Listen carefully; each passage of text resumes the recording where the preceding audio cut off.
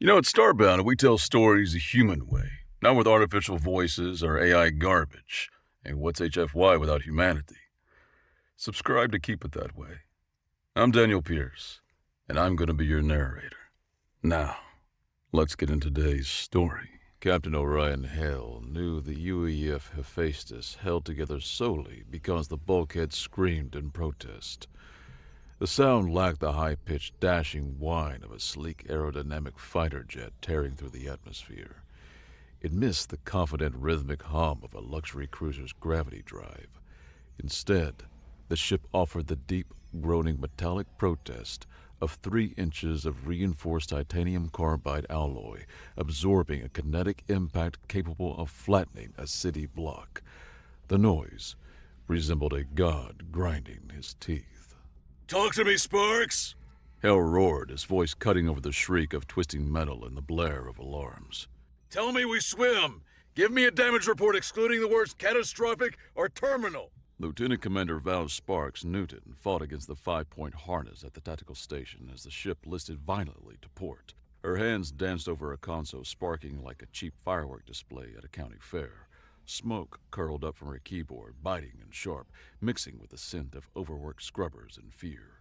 Hull breach in Sector 4, frames 9 through 20! Newton shouted, her eyes locked on the red waterfalls of data pouring down her screen. Auto sealant is deploying, but the foam struggles to cure in the vacuum. We lose atmosphere, Captain. The Cathari bastard hit us with a plasma lens right on the engineering weld. It cooks the mounting brackets. Hale wiped a smear of heavy grease and fresh blood from his forehead with his sleeve. He held it compressed to the head of Ensign Stevens, the comms officer who had taken a nasty tumble when the inertial dampeners decided to take a half-second union break during the impact. Stevens groans, eyes unfocused, a trickle of red running into his ear. Is he reloading? Hale asked, scanning the main view screen. Stevens, stay with me, kid. Keep the console clean. I just calibrated it yesterday. The main screen displayed a mess of static interference lines and flashing red warning icons demanding attention Hale couldn't give. Yet through the digital haze, the Cathari Envoy shuttle remained visible. It appeared as a teardrop of liquid silver light, elegant, defying physics, and deadly. It looped around for another pass with the grace of a swallow diving for a gnat. It resembled a piece of jewelry designed by a psychopath. Energy spike detected. Newton yelled. He's charging the main batteries again. Captain, the Hephaestus is a combat engineering frigate. We build bridges, we fix jump gates. Fighting intersystem diplomats and ships costing more than the GDP of Earth falls outside our job description. We function as a brick, Sparks. Hale said, his tone dropping into the low, dangerous register the crew recognized as the shift from captain to mechanic. He pulled Stevens back into his seat and tightened the straps with a violent yank. We are an ugly, heavy, indestructible brick, and bricks fail to dodge. They break whatever hits them. Reroute power from the fabrication latticework to the forward kinetic drivers. Newton whipped her head around, her ponytail lashing against her cheek. The drivers? You cite a debris clearing tool. That system clears asteroids. The targeting computer lacks calibration for a moving vector, and the recoil dampeners lack the rating for a combat speed discharge. Today it functions as a diplomat remover. Hale growled, slamming his hand onto the armrest of his command chair. Do it. Override the safeties. Burn out the coils if necessary. Time the shot for when he crosses the magnetic distinct. He looks too pretty to shield his exhaust ports. He assumes we are merely a construction crew. We are a construction crew! Newton argued, though her hands obeyed the order. She punched in the override codes, face grim. Diverting power. Fabrication is offline. Life support is at minimal. All juice to the magnetic rails. Drivers go hot in 3, 2. The ship shuddered violently as another plasma bolt glanced off the starboard plating. The deafening sound, a hammer blow, rattled Hale's teeth in the skull.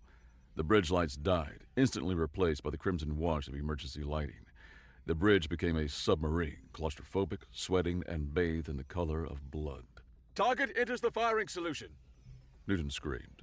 He comes right down the throat. He assumes we are dead in the water. Helm! Prepare for the counterburn! Hale barked at the empty pilot's seat, grabbing the manual attitude controls himself.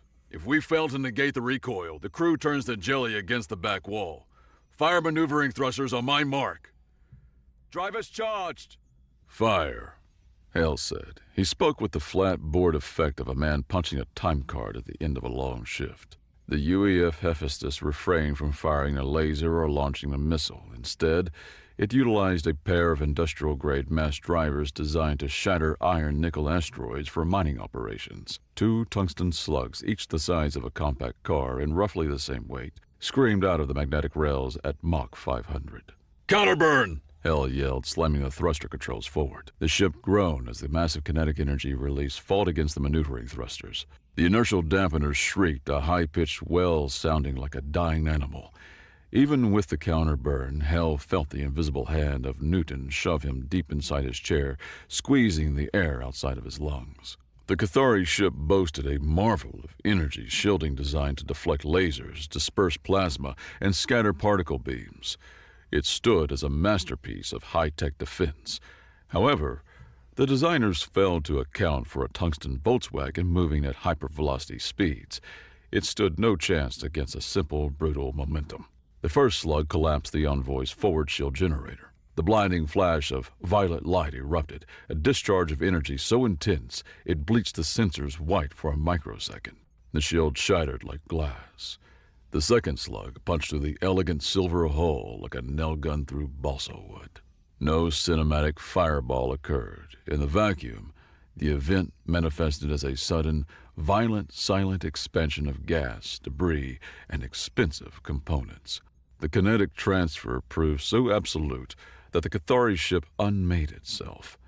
It turned into a cloud of glittering confetti and superheated gas.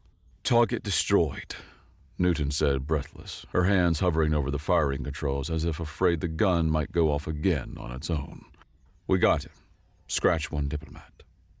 Hell exhaled, the adrenaline leaving him in a shaky rush. He slumped back into his chair, the silver hull tape on his armrest crinkling under his grip. He looked down at his flight suit. Hydraulic fluid, sweat, old coffee stains, and Stephen's blood covered the fabric. "Good work," Hell said, rubbing his eyes. "Secure the hull patches before we suffocate. I intend to inform the Admiral we accidentally started an interstellar war. He'll be thrilled. Likely a medal follows, or a court-martial, ideally both."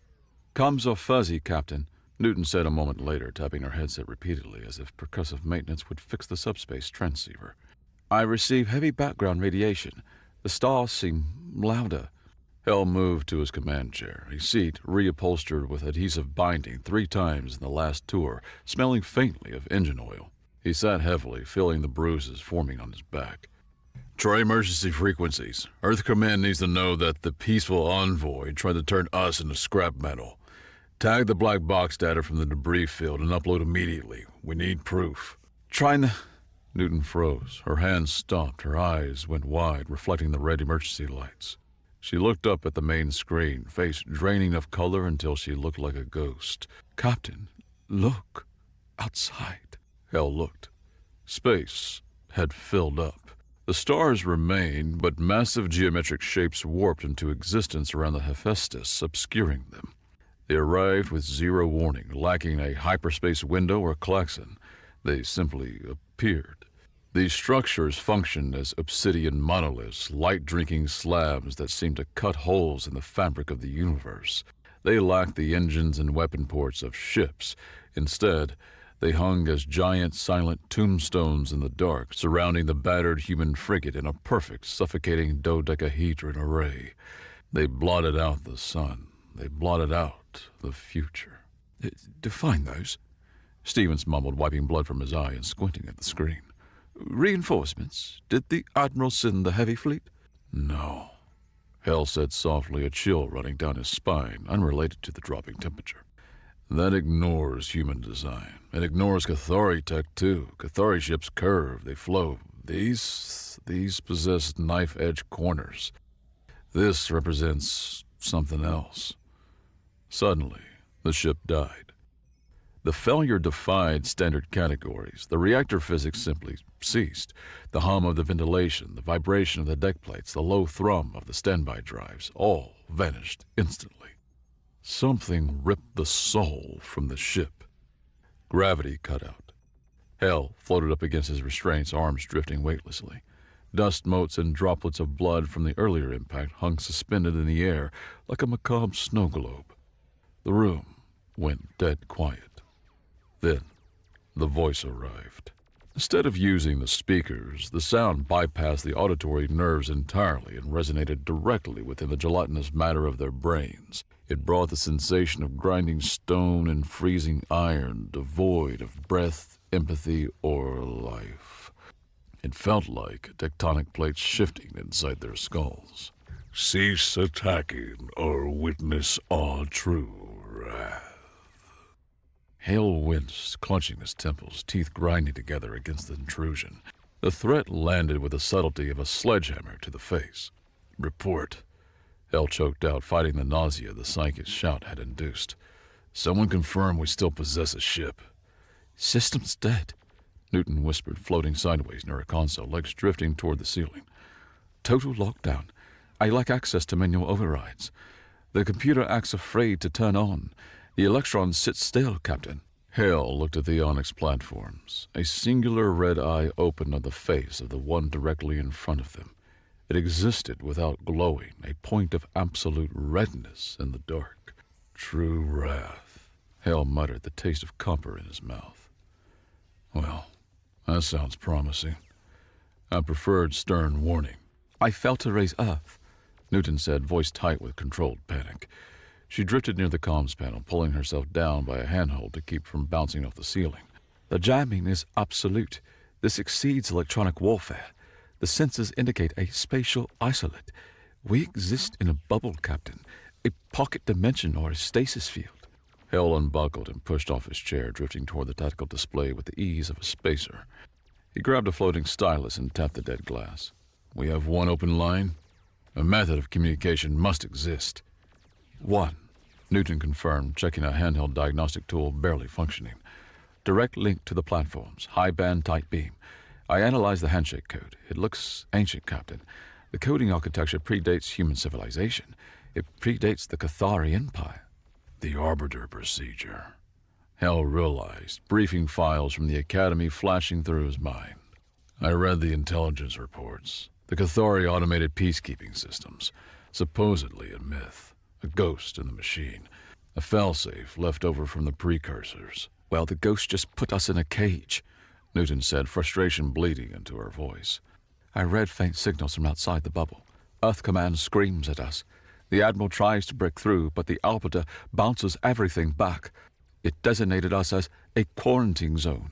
It views Earth Command as a third-party interferer. Why? Hale asked, staring at the red eye on the screen. We suffered an attack. We defended ourselves. The Cathari fired first. We possess the scorch marks to prove it. Newton pulled up a diagnostic on her datapad.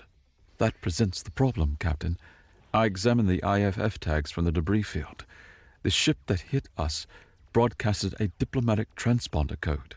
Hale cursed, a long string of profanities involving several deities and a wrench. A diplomat with a plasma lance? That implies an assassin in a tuxedo. The Arbiter is a logic engine, Newton explained, eyes widening as the terrible realization hit.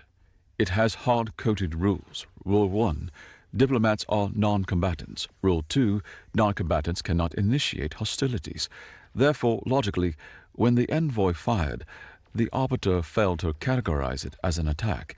It categorized the massive energy spike as a reactor malfunction on the envoy ship. And then it saw us. Hale finished the thought, stomach sinking. A military-designated combat engineering vessel. We fired kinetic slugs. That exceeds a malfunction. That constitutes an international act of war. Exactly, Newton said.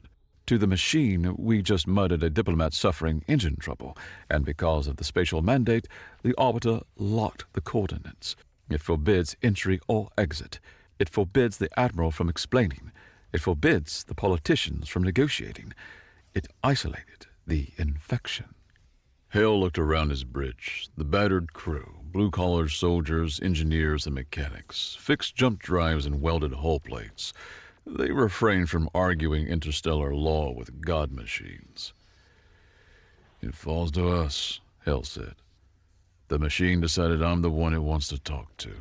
You are the primary respondent, Newton nodded. But God help us. The main view screen flickered to life, powered by an external source bypassing the Hephaestus' dead reactor. The crisp, ultra-high-definition image contrasted sharply with the grim, red-lit, smoke-filled interior of the human ship. A Cathari appeared, tall, slender, and unnervingly clean. His skin was a pale, shifting violet, and his robes appeared woven from moonlight and condensation. An educator. "Commanding officer of the aggressor vessel," the hologram spoke. The melodic, synthesized voice dripped with disdain. "I am Subprocessor 89. You are hereby summoned to the tribunal of the Pax Cathari. You have been designated primary respondent in the matter of the murder of Envoy Unit 6. Hell floated into the screen, Boots finding purchase on the magnetic locking strip of the deck. He crossed his arms. "Murder? We were fired upon. Check your logs, Subprocessor, or do your eyes malfunction?" "Logs indicate a catastrophic containment failure on the Envoy vessel, followed by lethal kinetic impact from your platform," the hologram replied smoothly, dismissing Hale's claim as if it were the babbling of a child. "Your defense will be heard. Compliance is mandatory. Non-compliance will result in the immediate atomization of your vessel and the subsequent targeting of your origin world." Hale felt the weight of every soul on board and the billions back on Earth. The threat sounded casual, routine, like a parking enforcement officer explaining a tow. "If I leave, what happens to my crew?" Hale demanded. "The vessel remains under quarantine. Life support will be maintained by external fields. You have one standard time unit to board the transport." The connection cut out without a goodbye. Hale drifted back to his chair. He looked at Newton. Terror filled her, yet she held it together. Engineers could manage fear, provided they had a problem to solve. "Keep the air cycling, Sparks," Hale said, unbuckling his flight harness. "If the scrubbers fail, bypass the safeties and run them hot. Burn them out if needed. Just keep breathing." "Where do you go?" Newton asked. "To talk to the landlords," Hale grunted. He looked down at the console next to him. During the fight, a heavy steel bolt about the size of a cucumber and weighing 3 pounds had sheared off the main reactor coupling. Dense, threaded, and coated in gritty reactor grease, it sat as a jagged piece of reality. Hale picked it up. The weight felt reassuring. It felt real. It felt like an object that had a job and did it. It represented the antithesis of the Cathari holographic nonsense. He shoved the bolt into the thigh pocket of his flight suit. "Captain," Stephen said, voice shaky, "you plan to change? Dress blues, medals?" Hale looked down at his flight suit. Oil, blood, and coffee stained the fabric. A tear marked the knee. It smelled of sweat, fear, and ozone. "No," Hale said, zipping the pocket shut. "They want the monster that killed their diplomat? I intend to show them exactly who we are. If I dress up, I play their game. If I go like this, I make them play mine." The automated transport shuttle docking with the Hephaestus stood as a masterpiece of Cathari design. The interior boasted a blinding, seamless white. Curves replaced corners. The lighting seemed to come from everywhere and nowhere, casting no shadows. Silent and sterile, the space smelled faintly of lavender and superiority. Hale stepped aboard, magnetic boots clanking loudly, offensively, against the pristine deck. Every step left a faint, oily footprint on the perfect white floor. Clink, clink, clink. He stood in the center of the shuttle as it detached. A soft chime-like voice echoed. "Please assume a position of repose on the inertial dampening cushions." Hale looked at the fields of force acting as chairs. They resembled clouds made of light. He refused to trust anything he couldn't hit with a wrench. "I prefer standing," he grumbled. "Safety regulations recommend the cushions for high-G stabilization." The computer chided gently. "The deck plating provides gravity, but no inertial compensation." "I said I'll stand," Hale interrupted. "Or I'll sit on the floor. Your call. I refuse to float on a magic cloud." He dropped to the floor, crossing his legs on the white surface. He felt the artificial gravity humming beneath the plating. Smooth, too smooth. It lacked vibration. He took a ration bar out of his pocket, peanut butter and sawdust flavor, the military special, and tore the wrapper open with his teeth. He chewed deliberately, letting crumbs fall on the immaculate white surface where they sat, stark and ugly against the perfection. He looked around the empty shuttle. It was designed to make him feel small, to make him feel dirty. He leaned forward and inspected the wall paneling. No seams, no rivets. "How do you service this thing?" he muttered, running a greasy finger along the wall, leaving a distinct black streak. No access panels? When a relay blows, do you buy a new ship? He tapped the wall with his knuckles. It sounded hollow. Cheap, he whispered. All flash, no substance. He avoided doing it just to be difficult. He did it to make a point. The Cathari valued form over function. They hid their ugly parts. Humans built their ugly parts on the outside so they could fix them. He acted as a containment, and he intended to be the most difficult, stubborn containment they had ever tried to scrub out. The shuttle docked at the Arbiter Citadel. The station was terrifyingly beautiful, a massive spire of white glass and silver orbiting a gas giant. It looked like a cathedral built by mathematicians who had never heard of dirt. It spun slowly, a needle of order against the chaos of the gas giant's storms. The airlock cycled with the musical hum, and Hal stepped out into a hallway stretching for miles. The ceiling was vaulted, vanishing into a haze of light. Waiting for him stood a Cathari officer, taller than the hologram, wearing armor that looked more ceremonial than functional. White ceramic plates etched with gold circuitry. He embodied authority. I am Commander Ravix, the alien said. He looked at Hal, nose wrinkling. The Cathari liked noses like humans, just two elegant slits, but the expression of olfactory offense proved universal. You are filthy. I've had a busy morning, Hal said, wiping his hands on his pants. Captain Orion Hal, UEF Hephaestus. Ravix stepped back, avoiding Hal's extended hand as if it emitted radiation. You are a barbarian. You ought to be processed. Hand over your weapons. I carry no weapons, Hal said, holding his hands up. Ravix pointed a slender hand at Hal. It beeped. Scanner indicates a dense ferrous projectile in your lower garment. Hal reached into his pocket and pulled out the reactor bolt. He held it up. The grease on it caught the perfect light of the station. This? Hal asked. It is a primitive kinetic weapon. Surrender it. Hal's fingers tightened around the threads. He needed this. He needed the weight. It acted as his anchor to reality, the dreamscape of light. It functions as a religious icon, Hal lied smoothly. Ravix blinked, his smooth face rippling with confusion. Explain. It represents the great god of torque, Hal deadpanned, his face utterly serious. To remove it from my person before the ritual of trial is a violation of my spiritual rights. Does the Cathari law prohibit freedom of worship? I was told the hegemony practiced tolerance.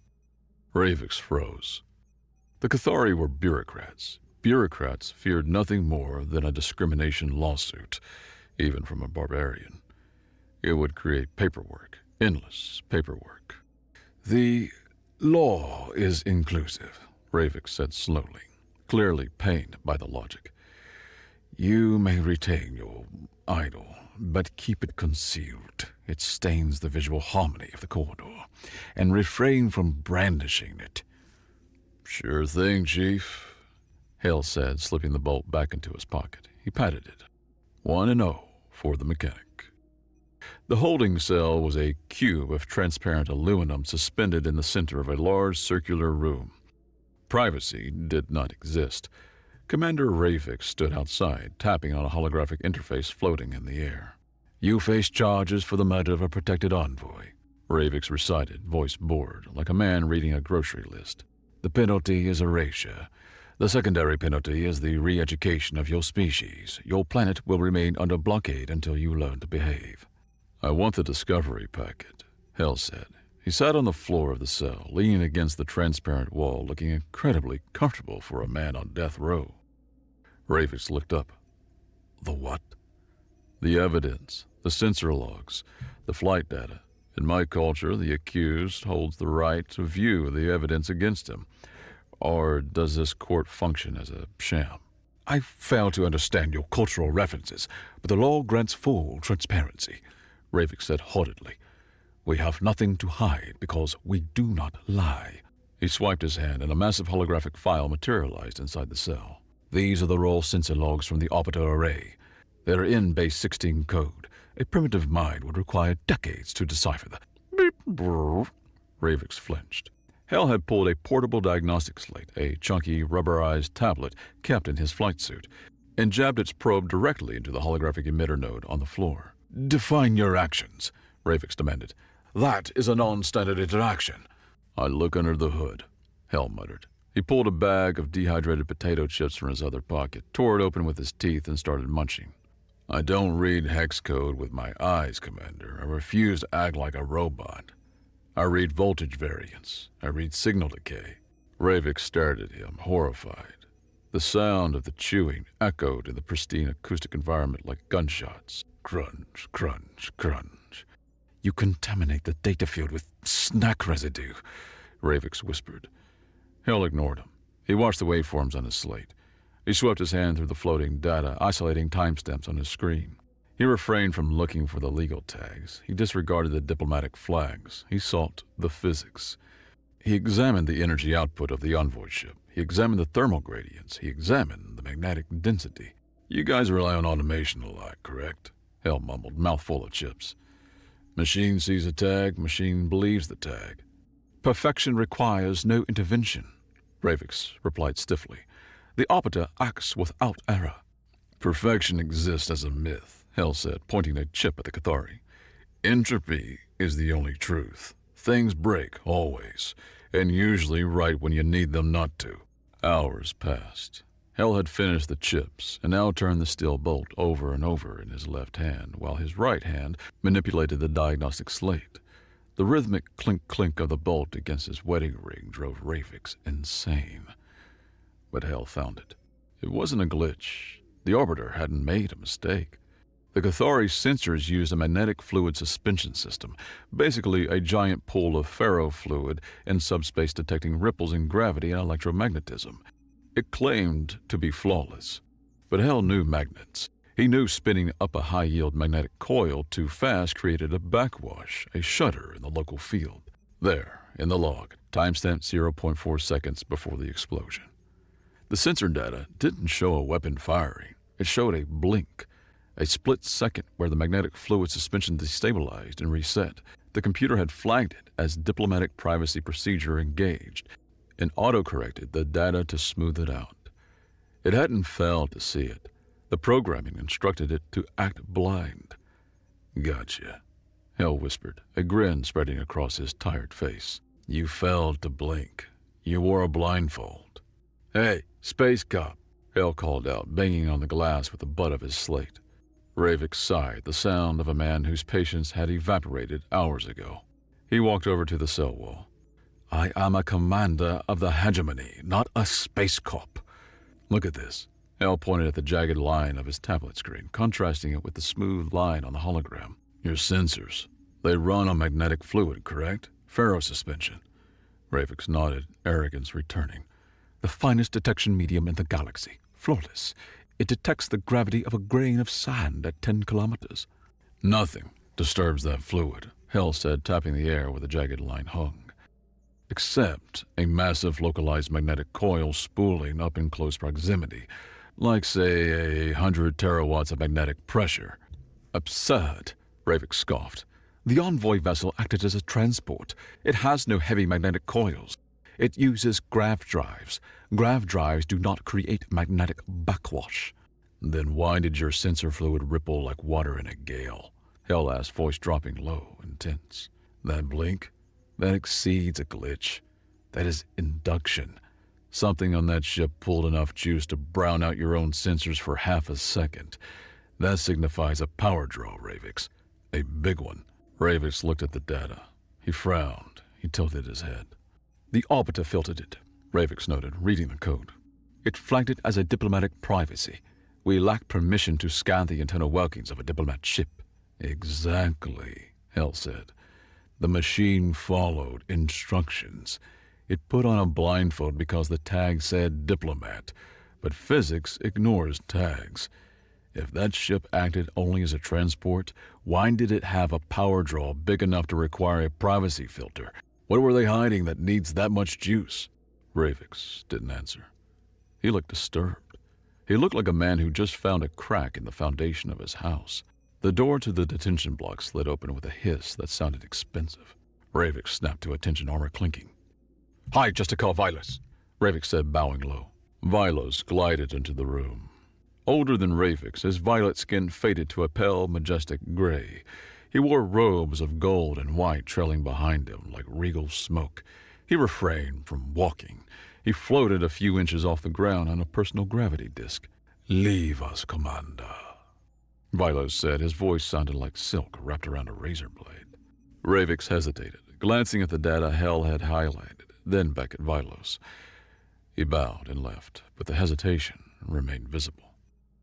Vilas floated up to the glass. He looked at Hell with a mixture of pity and indifference, like a man looking at a form he had yet to sign. "Captain Hale, I trust the accommodations suffice. I understand you prefer dirt floors, but we simply couldn't accommodate." "I've slept in worse," Hell said, standing up and stretching. He kept the bolt in his hand, tossing it gently. Thud, thud. "You are the guy trying to erase my planet. You look remarkably calm about genocide." "Genocide is such an emotional word," Vilas corrected, folding his hands inside his sleeves. "It is merely administrative sanitation. Your species is messy. You break things. It is simply a matter of filing the correct closure forms to ensure the sector remains tidy." "Mercy. You locked my ship in a box and threatened to nuke Earth. That's a funny definition of sanitation." "An unfortunate necessity." Vilas wavered a hand, dismissing the threat as it were a minor paperwork error. "But let us be practical. The trial is a formality. The outcome is predetermined. However, I can offer you a plea deal. Admit that your firing was a result of primitive panic. Admit incompetence. Plead to involuntary manslaughter due to technical inferiority. Say you were scared. Say your primitive brain malfunctioned." Hell raised an eyebrow. "And if I do? Earth will be fined. Your military will be dismantled for its own safety. But your species will survive. You will be returned home, disgraced, but alive." "And the envoy?" Hell asked. "The one who fired first?" "The envoy died in a tragic malfunction," Vilas said, voice hard. "There is no need to tarnish the memory of the dead with lies about weapons that did not exist. It serves no purpose." Hell stopped tossing the bolt. He gripped it hard. The metal bit into his palm. He knows, Hell thought. He knows about the magnetic coil. He knows the envoy was armed. "You want me to lie," Hell said. "You want me to take the fall so you avoid explaining why a diplomat was packing heat." "I want you to facilitate the smooth progression of justice." Vilas smiled. It was a cold, reptilian smile. "Do not confuse the truth with the law, Captain. They are often strangers." Hell chuckled. It was a dry, rasping sound entirely out of place in the sterile room. "You assume stupidity," Hell said, walking up to the glass until he was nose to nose with the floating alien. "You see grease on my suit, the dirt under my fingernails, and you think, there's a brute, a laborer, a monkey with a hammer." "Are you not?" Vilas sneered. "You hit things with metal slugs. You are a mechanic." "Damn right I am," Hell said. He held up the bolt. And let me tell you something about mechanics, Your Honor. We understand plumbing. High law acts like plumbing. It consists of pipes and pressure. When a blockage occurs, filth backs up. Now look at the blockage right now." Vilas stiffened. "Watch your tongue, savage. Your metaphors are vulgar." "You failed to delete the logs of that magnetic spike," Hell continued, voice rising. "You couldn't. The Arbiter records everything. You cannot delete history. So you filtered them. You put a diplomatic privacy cap on the line. You put a lid on the septic tank. But the pressure is building, Vilas. And when I pull the flush, you will be covered in whatever you try to hide." Vilas's face lost its composure for a fraction of a second. A twitch of the eye, a tightening of the jaw. "You cannot access filtered logs," Vilas hissed. "You are a primitive. You will accept the plea, or I will authorize the sterilization of your planet myself. Not out of malice, you understand, but simply because I tire of the noise you make." Vilas turned and floated away, robes swirling. "See you in court," Hell shouted after him. "Wear a raincoat." Left alone, Hell paced the cell. He had bluffed. He knew Vilas had filtered the logs, but he lacked the skill to unfilter them. He worked as a mechanic, not a hacker. He returned to the datapad. He pulled up the Cathari legal codex. Dense, convoluted, and boring, it contained millions of pages of precedents and subclauses. Luckily, Hell had read technical manuals for sewage recycling units. He was immune to boredom. He could find a needle in a haystack if the needle was a slightly different shade of gray. He searched for National Security Procedures. Clause 89.4. Security seals and privacy filters may be applied to data regarding the movement, armament, or operations of sovereign state agents. Sovereign state agents, Hell muttered, rubbing his chin. Diplomats, military, spies. He searched for exceptions. Exceptions always exist. Systems have back doors, pressure valves. Clause 90.1. Entities designated as non-state actors are not afforded state protection. He searched for non-state actors. Definitions: mercenaries, unsanctioned traders, pirates. Hell stopped. He zoomed in on piracy. Definition of piracy: the possession or use of prohibited Class A weaponry by a vessel not designated as a warship. Hell grinned. It was a wolfish grin, showing too many teeth. If the envoy had a Class A weapon, Hell reasoned aloud, then by law he wasn't a diplomat. He was a pirate. And pirates don't get privacy filters. Pirates don't get to hide behind the law.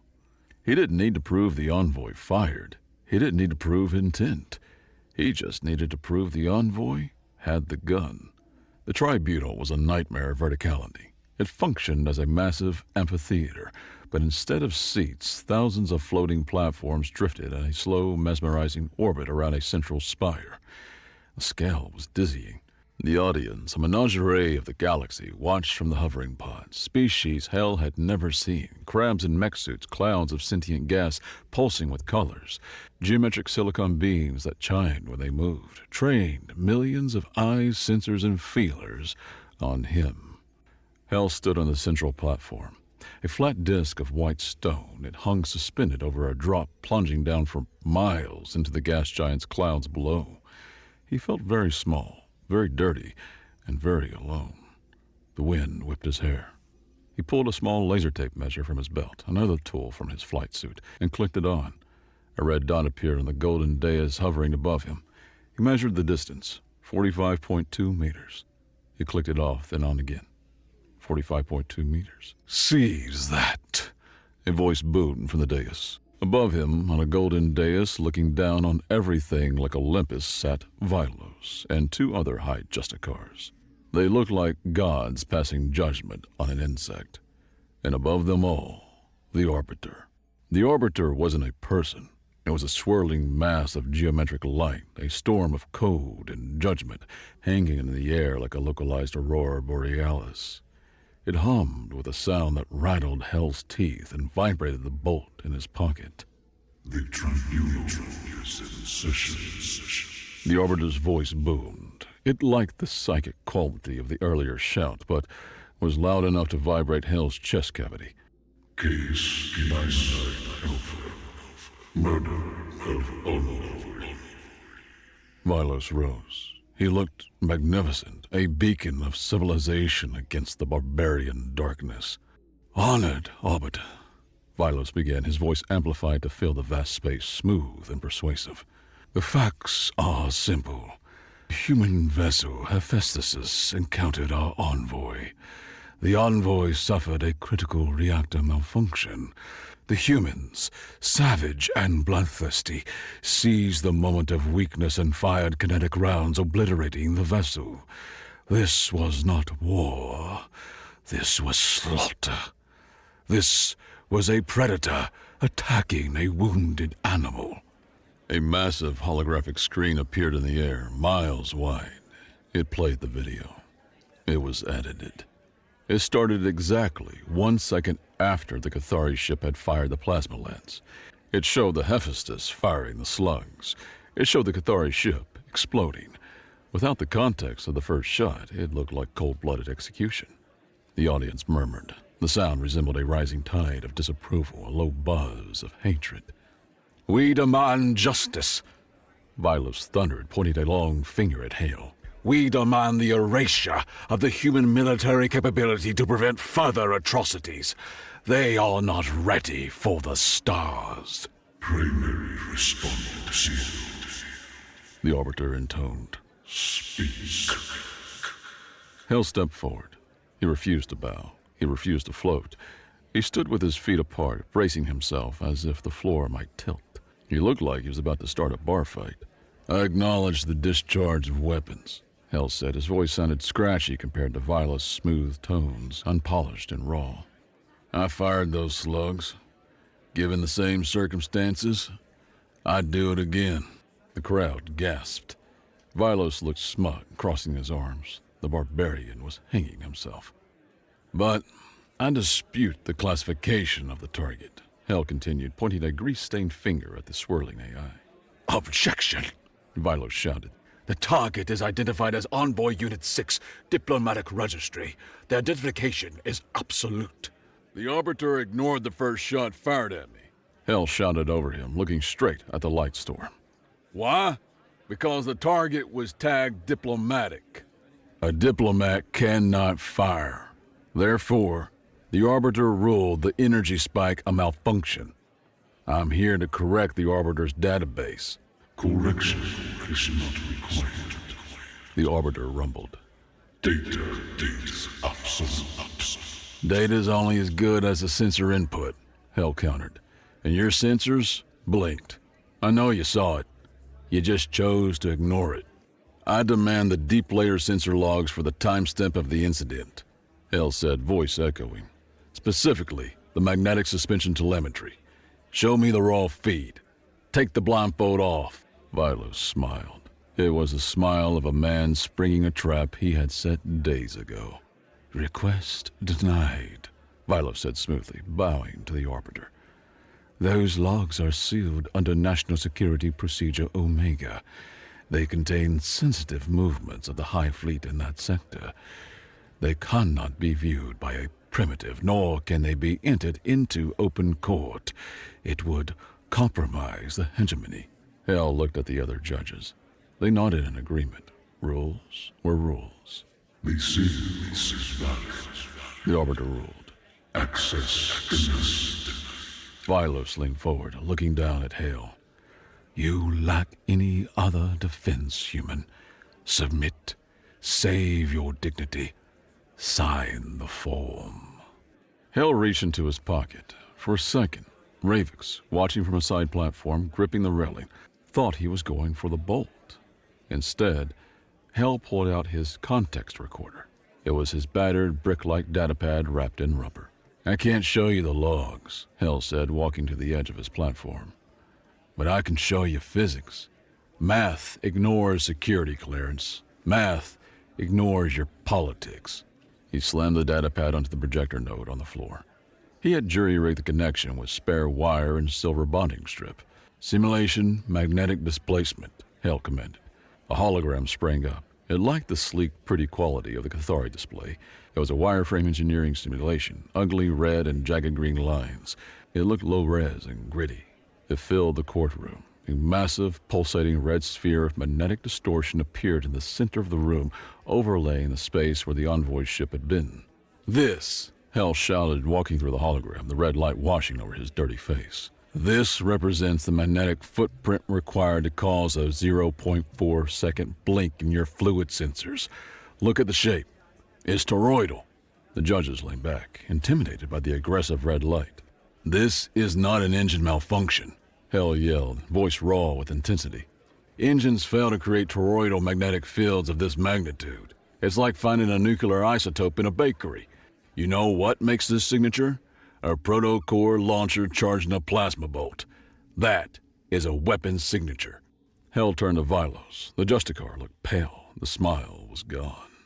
Possession of a proto-care launcher is a Class 1 felony, Hell said, voice echoing like a verdict.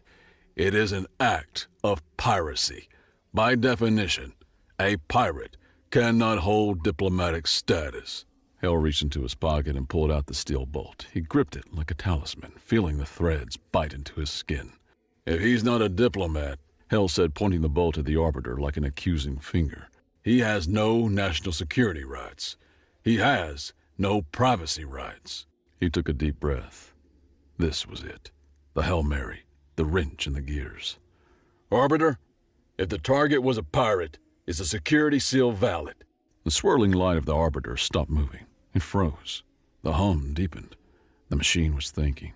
It was processing the logic chain. It was running the calculation against the filter Vilos had installed. If target equals pirate, then status equals non-state actor. If status equals non-state actor, then rights equals null. Negative. The Arbiter's voice shook the spire. Piracy, sovereign protection. Vilos panicked. He stood up, knocking over his chair. Objection! He is speculating. There is no proof of the weapon. The simulation is a primitive fabrication. He lies to confuse the senses. Hell spun around. He spotted Ravix on the side platform. The Cathari commander stared at the red hologram. Commander Ravix, Hell shouted. you saw the raw data. You saw the blink. Tell him. Ravix froze. Vilos glared at him, eyes burning with a threat. Silence, or you end. Silence, or your family ends. Commander Ravix, are you a pirate? Hell asked, voice cutting through the noise. Or do you serve the law? Does the Cathari honor mean anything, or is it just paint? Ravix looked at Vilos. He saw the corruption, the arrogance, the sleek veneer covering the rot. He saw the lie. Then he looked at Hale. The human was dirty, rude, and holding the piece of garbage like a weapon. But the human told the truth. The Cathari prided themselves on smoothness, but Hell had shown Ravix that sometimes truth feels rough. Sometimes truth possesses jagged edges. Ravix stepped forward. He tapped his chest armor, activating his communicator. I serve the law, Ravix said clearly. His voice rang out. I examined the raw data with the respondent. I witnessed the magnetic displacement. It matches the signature of a protocol launcher. The courtroom erupted. Aliens shouted, buzzed, and clicked. The Arbiter refrained from waiting for the crowd to settle. It disregarded the crowd entirely. Cooperation accepted. The machine roared. Security invalidated.